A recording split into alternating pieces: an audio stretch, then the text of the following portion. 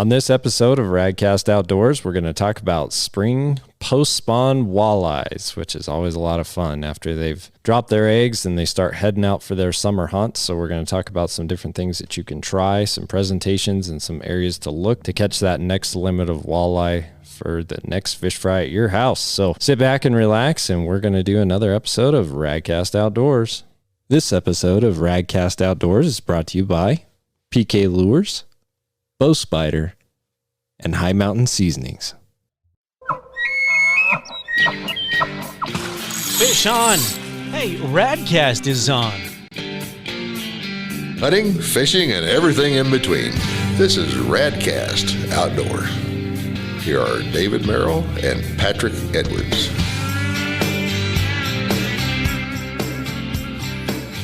Hey, Patrick, do you know what's really good about having a good friend that goes walleye fishing? What's that? Well, you get walleye occasionally. Yeah, I don't usually turn down walleye. On Sunday, we fried up a package. It magically appeared in my fridge. It was pretty awesome, and it was really good. How'd you cook it up? The same way I do halibut. A little bit of High Mountain seasoning, little flour, little egg, roll it around, throw it in some oil in the pan until it's golden brown.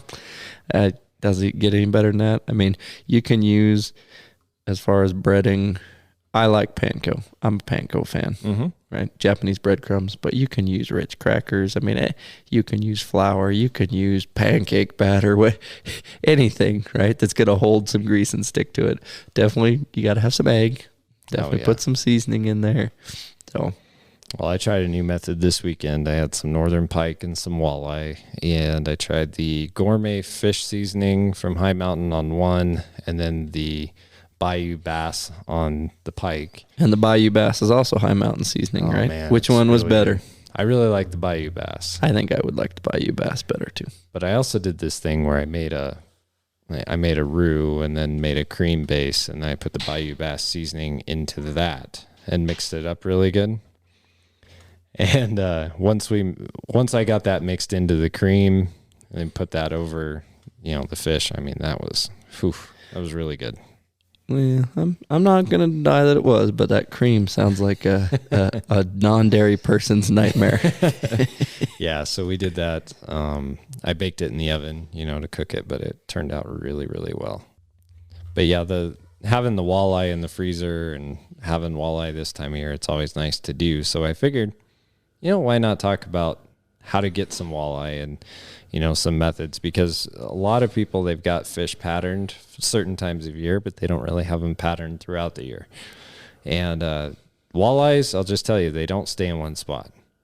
It's one of those fish that, they go where the food goes, the food moves, so they move. That sounds like a little bit like black bears. Yeah, which, go back to episode 51, you can check out black bears. But yeah, walleye, they wander, they move, they're fairly easy to figure out as far as spawn and where they're going to go. They're going to go somewhere where they've got gravel beds that kind of drop off into, especially out here in the West. So reservoirs, they're going to go somewhere where there's, gravel beds that kind of drop off into the main river channel or some kind of flowing water. So they're going to head for that. But when they get done dropping their eggs and, doing the spawn thing, then they're going to start dispersing throughout the main reservoir or the river or wherever they're at. And so do they break off in pairs or just small groups, or they found a spot where nobody else goes and they're going to go get that food? It's typically big schools. And so when they break out of there, you're going to have a mass of fish. So they kind of mass up from different areas into that spawning area. And when they take off, they're in smaller groups, but they're still fairly big groups. Typically, when you find them, you're going to start catching, you'll catch a fish, you'll catch another fish, you'll catch another fish, because they're all kind of stacked up there together. And so one of the things you can do is you can find that spawning area, kind of figure out when, they're spawning. You can go out there and do all the reading you want on that, but you figure out when they're spawning, and then you can kind of move with them. And sometimes it's 100 yards. Sometimes it's a quarter of a mile. Sometimes it's a half a mile, but they'll start working their way out to their summer haunts because they're hungry and they're depleted because they've dropped their eggs, and then they want to go find something to eat. So it's not like a salmonoid. They drop their eggs and die. It's they're They're very much alive. They've lost all those calories and they want to replenish them. Yeah, exactly. So one of the things that you'll see is they'll start moving up shallow too. I mean, they'll come up on the rocks. They'll come up into the weeds. They're typically looking for crawfish, minnows, bug hatches, anything that's going to fit in their mouth pretty much. Trout, other mice, fish, anything. Yeah. Anything that'll fit in their mouth. Typically they're going to be down a little deeper, but they're going to come in. What I mean by deeper is they'll be on the bottom. They're not going to be looking for surface stuff as much, but they're going to be out there and they're going to be stacked up. Recently I went out, took my little boy for his birthday and was looking for something similar, on that pattern. So you had water coming in one end of the reservoir. You go about a mile down because it's a little late now. They've spawned out for a while, most of them. And there's this spot where water, you have the main river channel, it comes up, and then you have this you come up from like 30 feet to like 6 to 7 feet, and it's right off of a main lake point. Guess what? The fish were all stacked up right there, and it was pretty easy to catch them. And that's the thing about walleyes in the post-spawn. They're a little harder to find sometimes because they move a lot, but they're really hungry. But once you do find them, it's not like they're going to shy away from that food. It's not like that midwinter ice where they're just being lethargic. And no, these fish they're going to pound that, right? They're really hungry. So imagine you take a hiking trip up into the mountains and you go up there for a full day and all you take with you is maybe just like a small snack. And by the time you get back that night, you're hungry. Well, that's how these walleyes are. They're tired, put the feed bag on, they start eating. And that pattern really continues all the way into fall and into winter, like early winter. So you'll see, walleyes, they're very catchable.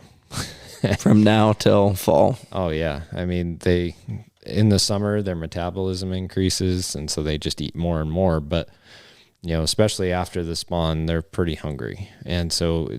You're making me hungry talking about walleye, Patrick, especially if they're fried. Oh, man. It's about as good at eating as you can get. But I think a lot of people, they get in their own head with walleye. And I know I did for a lot of years, is that, you get intimidated by the fact that they move so much. And it's like, well, where am I going to find them? Where am I going to find them? And it's almost like analysis paralysis, and so if you're locked to the bank and you're shore angling, it's a little bit more difficult. I mean, you can't move as easily, just like when you're ice fishing typically. I mean, it's a lot of work to drill those holes and say, oh, we need to move half a mile to the next bay or cove or whatever. It's like, well, we just set everything up here. It's not easy, so you can't just be like, oh, well, I'm going to go 400 yards that way. It doesn't work quite that way. But if you're in a boat, one of the nice things that you can do is you can look at a map. When we talked about this with bear hunting, but you can go onto Google Maps, you can pull up a reservoir, a river, a lake, whatever it is, and you can analyze it. And you can say, okay, on this reservoir, I've got water coming in here, here, and here. Sometimes it's a lot steeper. Like if you are fishing from the shore, you want to know kind of what the drop is going to be. So you got to look at the different views so that you can kind of see that. But if you can find, where the water is coming in, where it looks like might be a good spawning bed, then you can kind of work your way down the shoreline and you can see kind of the path that the walleyes are going to have to take. I mean, they have to go somewhere, and they're going to exhaust food in that area, so they're going to have to move. So you can trace it back, find those main lake points. You can look to see where you have transitions from maybe like a muddy bottom to a rock bottom, where you have the river channel and where it, kind of comes up and you have a transition point, because that's where the bait's going to hang out. And this time of year, walleyes, they really like crawfish. The crawfish are a good way for them to regenerate, pack on some pounds and kind of refresh themselves after all that exertion. So, if you can find a rocky shoreline and where those transitions are, one of the best ways to search those areas is, one, to troll. So you can troll crankbaits, you can troll crawler harnesses, you can troll a lot of different things. So you can troll through there. And I can do the same thing walking down the bank, right? Just throw a couple casts out, move down 10 feet, throw a couple casts out. If I'm working a shoreline and I'm on foot, you can take like a suspending minnow bait or a lipless crankbait like that PK rattler. You can throw it out there and you can work it through those areas. Now, why quick. lipless instead of lipped crankbaits?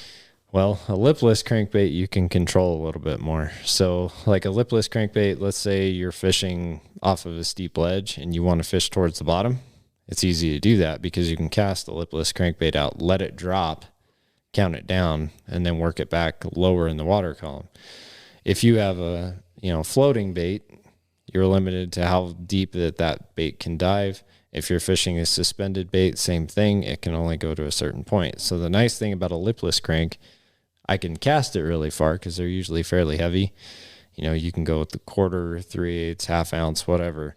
You can cast it out a really long ways and let it sink to whatever spot you want. Some people, like if you're fishing like a sandy flat or something like that, you can cast out.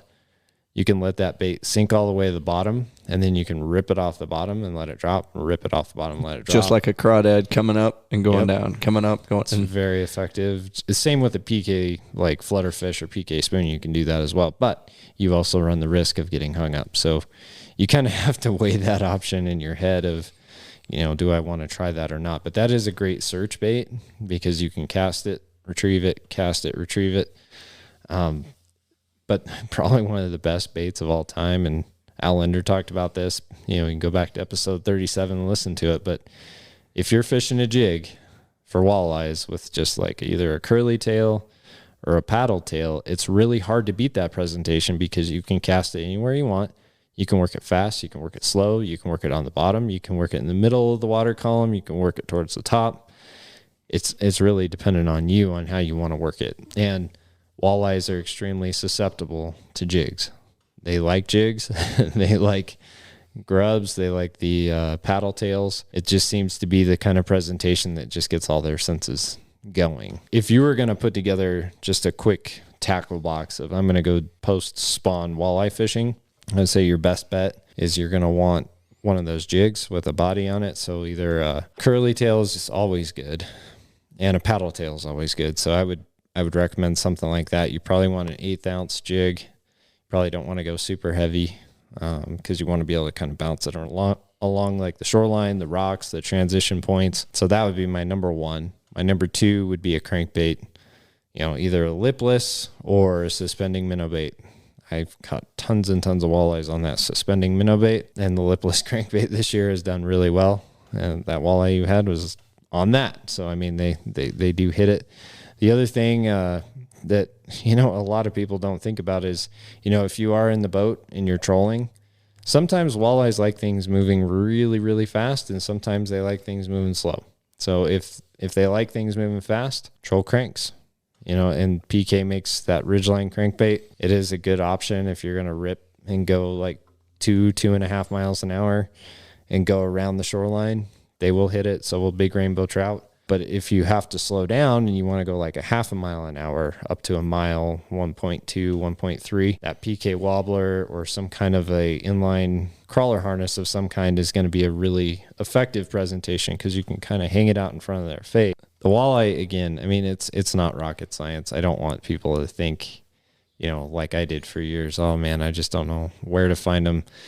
They're really not that difficult to find. And if you have the right baits in your box, you're going to be able to get quite a bit done. So definitely step up and get some of those PKs and, get a few different options and colors and start sorting out in that body of water where those fish. And one thing I've noticed, some of the really good guys that either fly fishermen, bait trollers, elk hunters, archery, rifle, they keep a journal, they keep a notebook. Mm-hmm. Yep. And being able to go, on April 10th, this was the moon phase, this was the temperature, and the fish did this, and the bears did this, and the elk did this. Being able to look back over that data, then you can start predicting of, hey, we've got a big weather.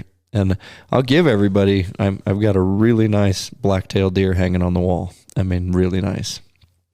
Killed on the ground, spot and stock with a bow and arrow during the day, which, we've talked about those things are 100% nocturnal. What happened is we got like 12 inches of snow in the Cascades. The next day it got sunny and warm. All 12 inches of that snow didn't melt. It sloughed off the branch and started falling to the ground.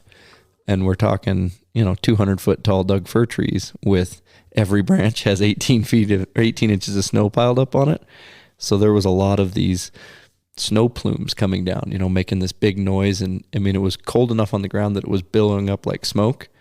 We put on white painter suits and hiked around in the snow following tracks, and we killed 3 blacktails in one weekend on the ground, right? So my dad, my brother, and I all got one, and I hunted years before that and years after that where we just got in the rain and just hiked around looking at empty logging roads and empty stuff. So knowing when the weather's going to create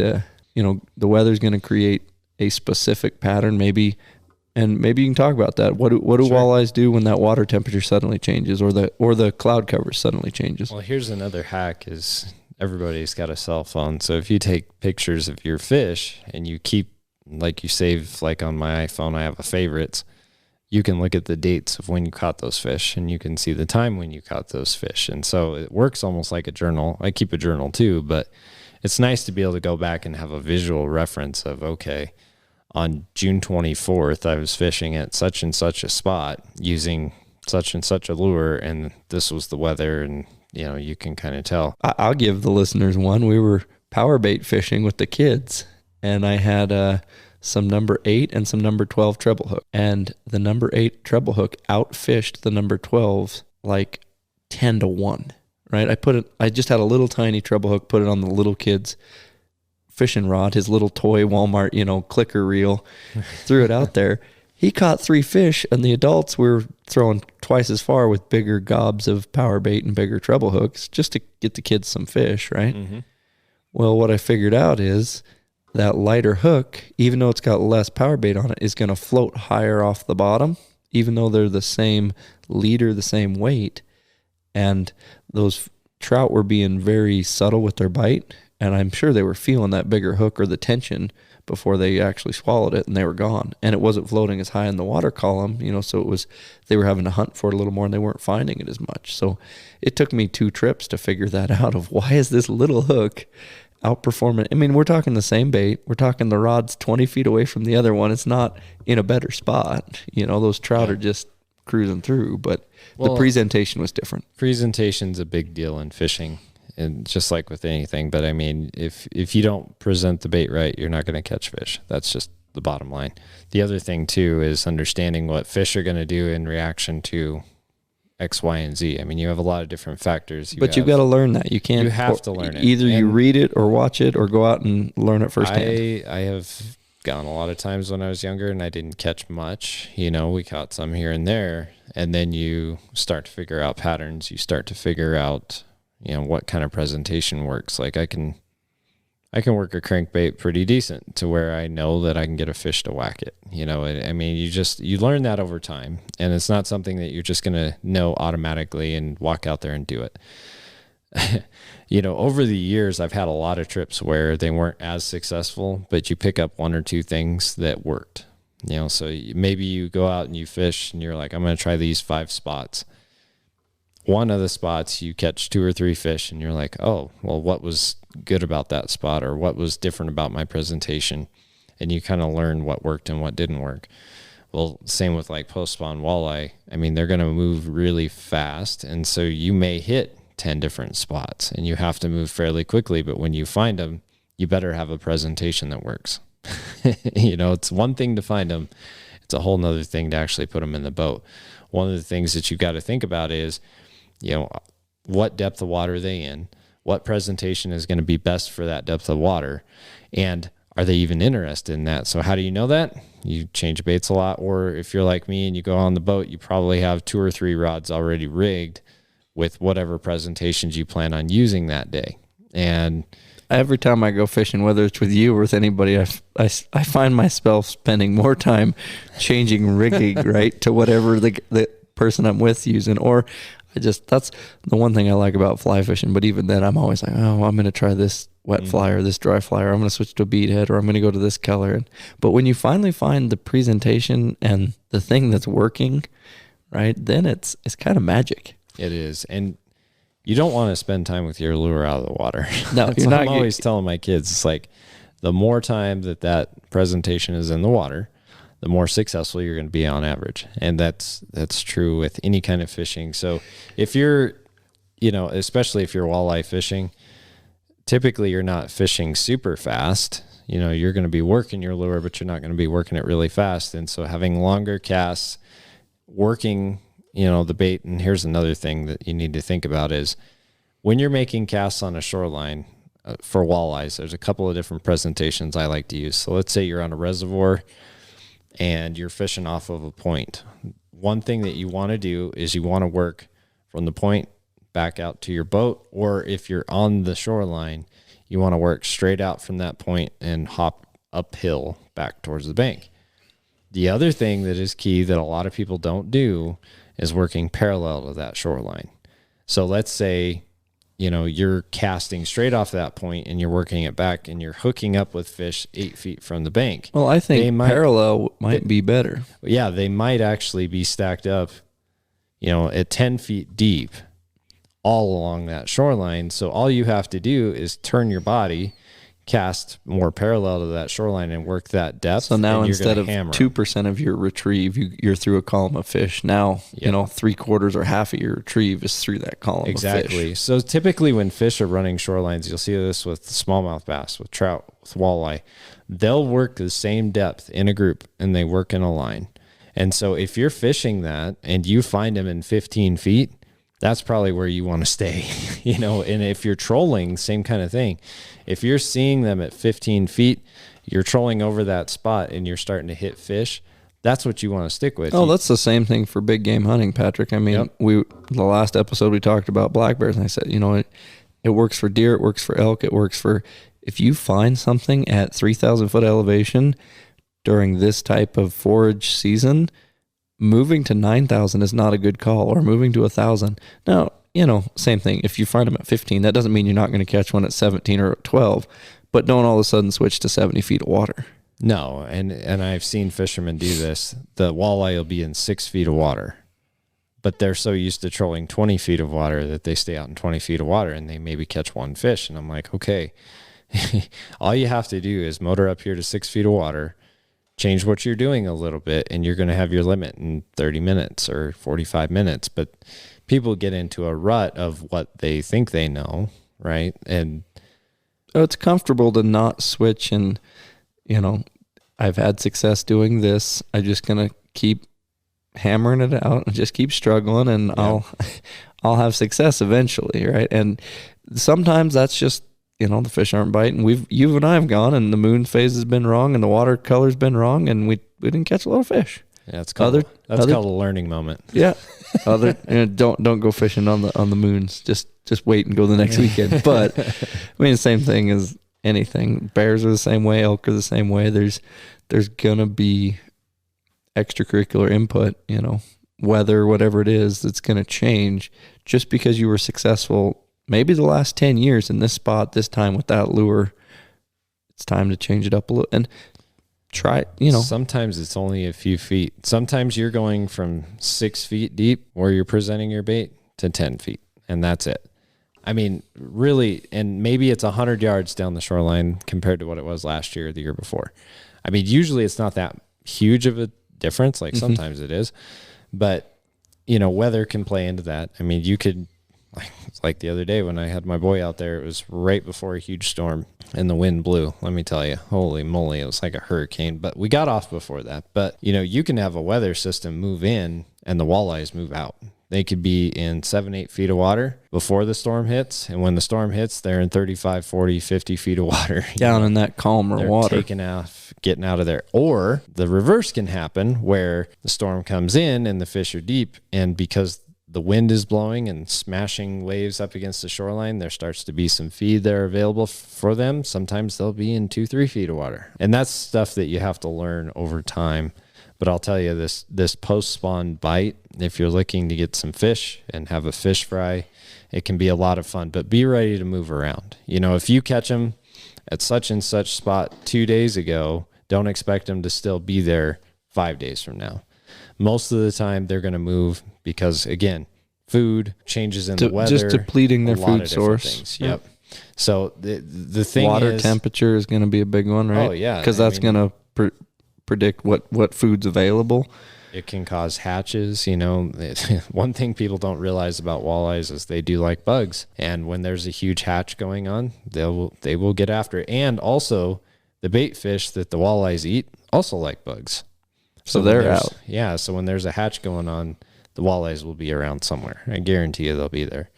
But those are just some easy tips. You know, when you're looking for post-spawn walleye, be ready to move around right before that summer period, because they travel a long ways. They can travel miles from where they spawned.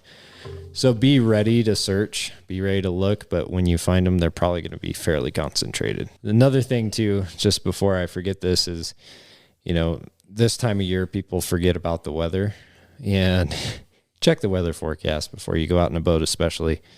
When I took my boy out, I think the wind got up to 70, 80 miles an hour out there after we got off, and I knew it was coming. So we got the fishing trip in that little window that we had, but you got to be really careful. I ran to Casper that day to get construction material, right? And I came home pushing a headwind, and I came across the causeway there and looked across the lake, and it looked like the ocean. I mean, just it was brutal. White caps. I wouldn't want to have been out there in a big boat, let alone a little one. No, you didn't want to be out there, period. I mean, even just standing on the shoreline, it about knock you over. I mean, it was the real deal. So got to be careful, but get your family out there, go harvest some walleyes, send us some pictures. We'd love to see them. Leave an itinerary of where you're going, when you're going to come back, please. Yeah, we'll have a podcast with some search and rescue friends of mine, talk about some things, because you don't want to be having people come look for you if you get hurt. So life jacket on the boat, fire extinguisher on the boat, right? There's some of these things. I know we hammer the safety a little bit, but things happen. No matter what outdoor activity you're doing, you're already putting yourself in a less than desirable situation to be rescued, right? I mean, if we have an issue here at the house, it's pretty easy for 911 to get here. Pretty simple, right? When you're out bear hunting, when you're out walleye fishing, when you're out just mushroom picking, you know, things can happen and weather can turn, or, you know, whatever you can. And usually most of those incidences, it's not the hypothermia that killed somebody, right? Which was inevitably the cause, or it's not, you know, the exposure to whatever elements. It's the sprained ankle that led to the lack of gear, that led to the, you know, and it's, a lot of people have said, you know, nicking your thumb just a little bit with a knife, it's not immediately you're in mortal danger, but you now compromise that hand to where maybe if you got to start a fire, you can't flick that bick with that thumb because you've nicked it with a knife, right?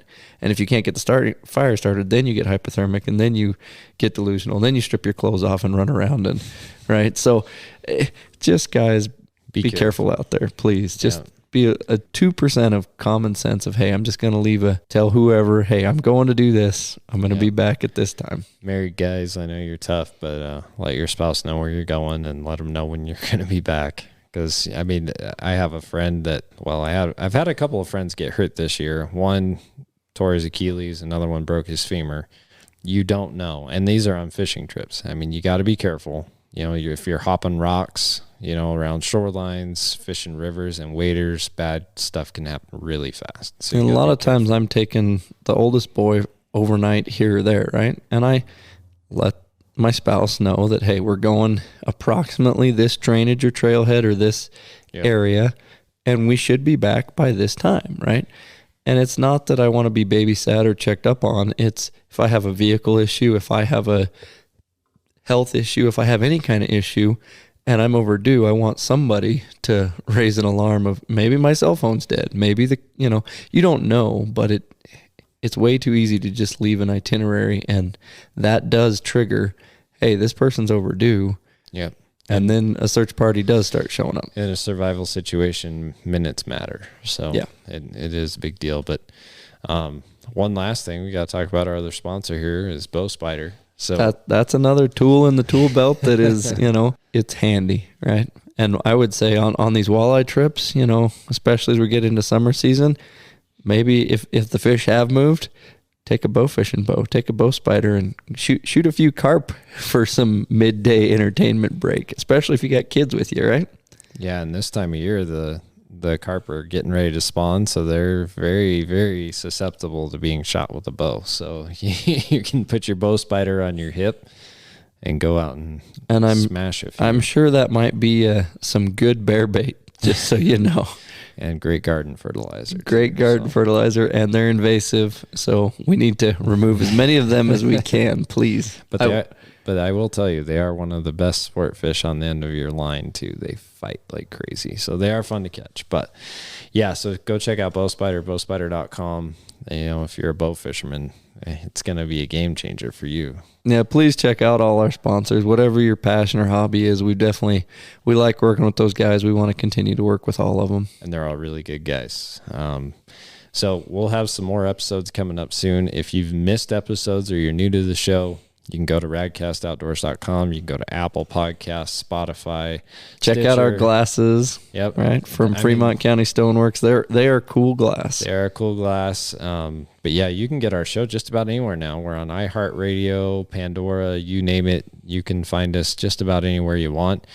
Rate, subscribe, leave a review. That makes a huge difference for David and I. So this is episode 52. So, you know, if you've just listened to this for the first time, there's some really cool episodes. You need to go back and go check them out. I don't want to put any above the others. There's some really good ones back there. So, yep. So until next time, go to radcastoutdoors.com to check out some of our older episodes, some of our recipes, and some of our other content. And then, of course, go out onto your favorite podcast app, download, subscribe, and rate.